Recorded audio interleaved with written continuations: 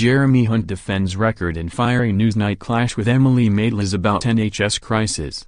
The interview comes as the Health Secretary issued an apology to patients after the crippled NHS was forced to cancel thousands of routine operations. He said the controversial decision was taken to allow a planned, methodical, thoughtful approach. Speaking on Newsnight, the Health Secretary said, "I think a crisis is when you have adverse circumstances and you don't have a plan to deal with those challenges, and that is not the case. In fact, it is the opposite. We have been planning most of the year now for the challenges of winter, but are there highly challenging circumstances on the front line?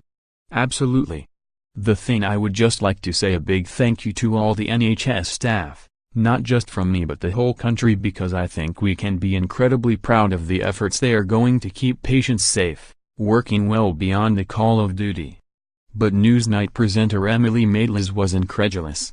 She blasted, "You are saying a big thank you to NHS staff, they are saying the following." Richard Fawcett, senior doctor in emergency medicine, said, "I personally apologize to the people of Stoke for the third world conditions of the department due to overcrowding." Dr. Taj Hussain, president of the Royal College of Emergency Medicine, "We are seeing conditions people have not experienced in their working lives."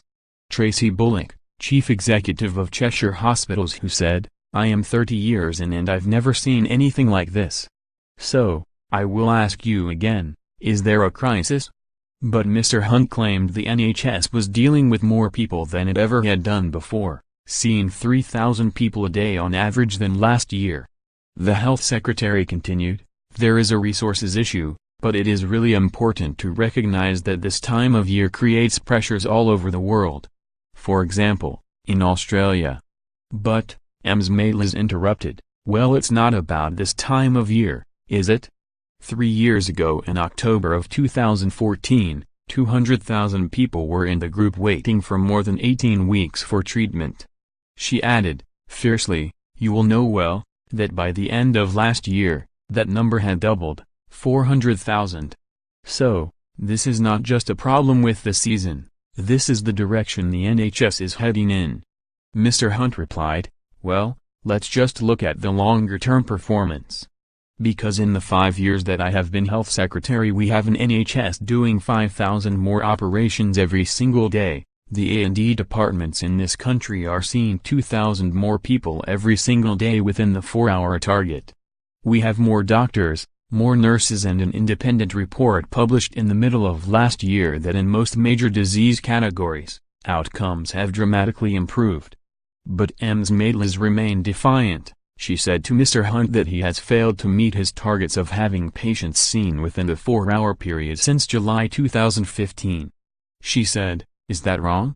Mr. Hunt replied, "No, that is correct, but that is not the entire measure of the performance of the NHS." Ms. Maitlis once again interjected, "Does the target not matter? Tell me if these targets are out of date and we can get rid of them." Mr. Hunt said, "Of course it matters. But in that period there are 7,000 people alive today who would not be alive if we had the cancer survival rates of 2012. Again, the Newsnight presenter interrupted the Health Secretary, furiously, "But you set these targets and you're missing them. If the last time you met the target was in July 2015, then where are we now with that?" Mr. Hunt seemed slightly riled, and said with an intense stare, "Well, I'll tell you exactly where we are." Ms. Maitlis said, "Go on." Mr. Hunt continued, unfazed, "We are treating more people than we ever have in our history within the 4-hour target. There is extreme pressure on the front line and we are incredibly grateful for the hard work that those doctors and nurses are doing." Ms. Maitlis concluded by asking the Health Secretary who would be held accountable for the current situation with the NHS.